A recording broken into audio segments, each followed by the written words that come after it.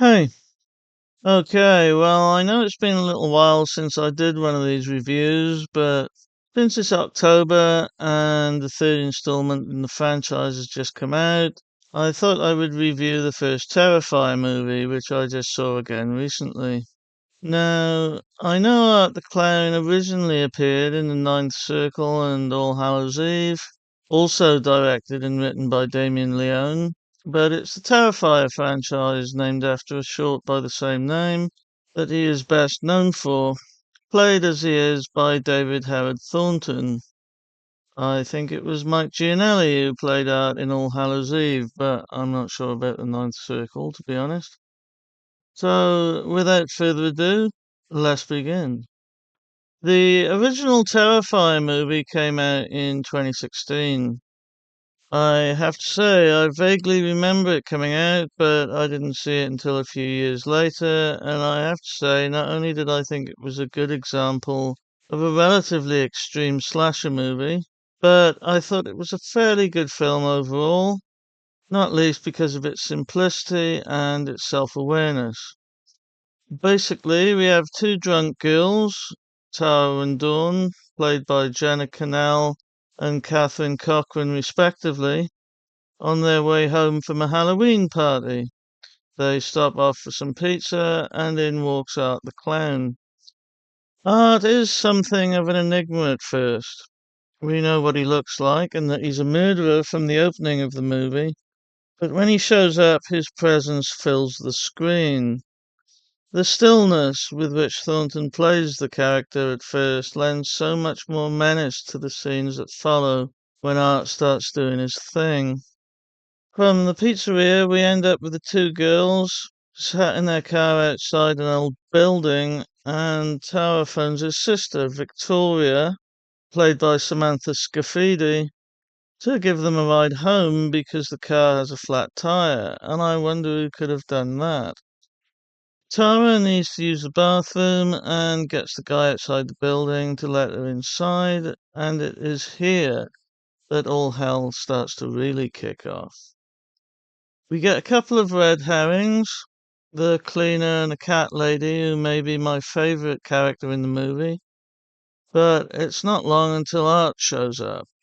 What follows for the rest of the movie is pretty much wall-to-wall carnage, with one of the kills earning the film a bit of a reputation. Aside from a few character moments from Art, a lot of the film is pretty much what you would think. Tara fights Art, then Victoria shows up and she fights him, before we end up with a showdown of sorts, which, spoiler alert, Art gets the better part of.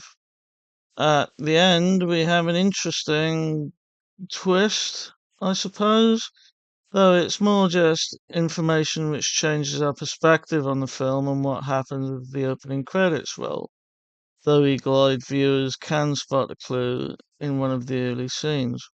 We also have a setup for further movies in the franchise at the end of the film, which brings us up to date with the third movie having just been released.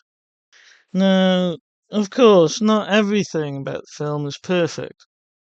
I've heard people talk about the acting being little more than passable and the directing being only slightly above okay, and I can't really disagree with either.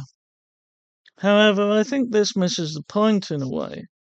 Personally, I see this video as an homage of sorts to the video nasties of the 80s, which were often poorly shot and poorly directed, often with friends of the director populating cast and crew alike.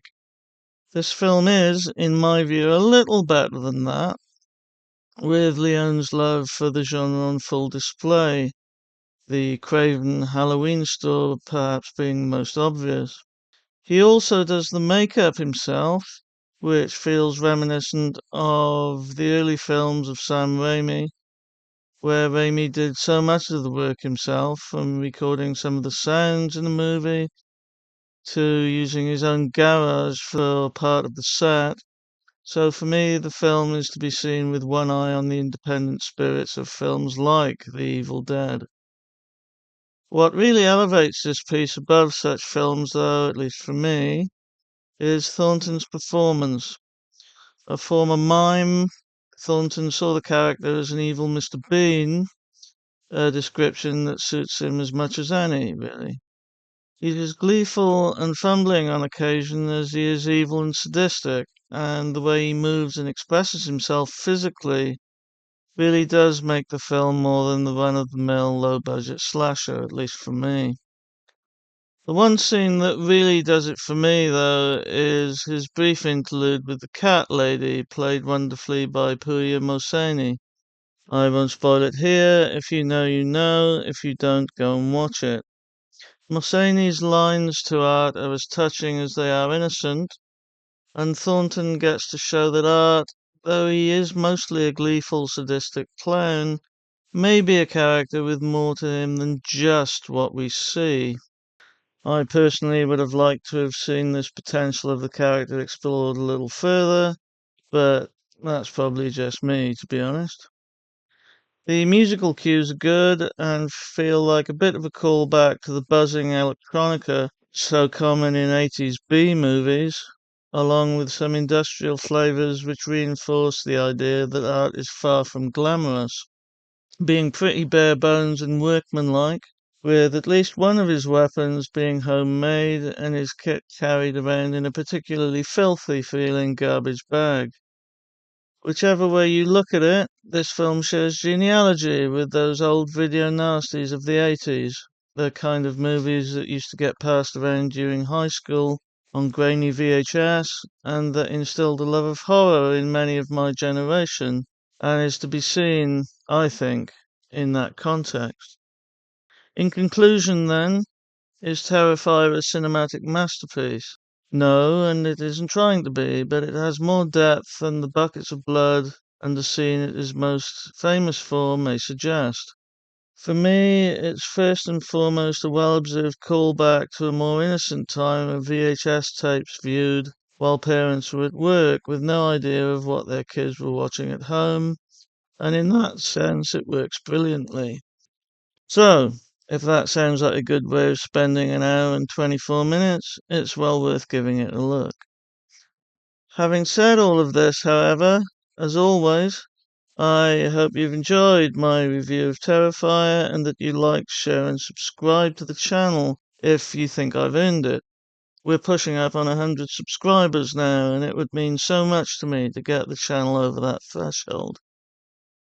I'm considering reviewing the two sequels to Terrifier, but I'm not sure, honestly. I honestly didn't find the second film to be as engaging as the first, and I've yet to see the third one, so we'll see, I guess. Until then, however, thank you very much for watching. I hope this finds you all well, and I will speak to you soon. Bye for now.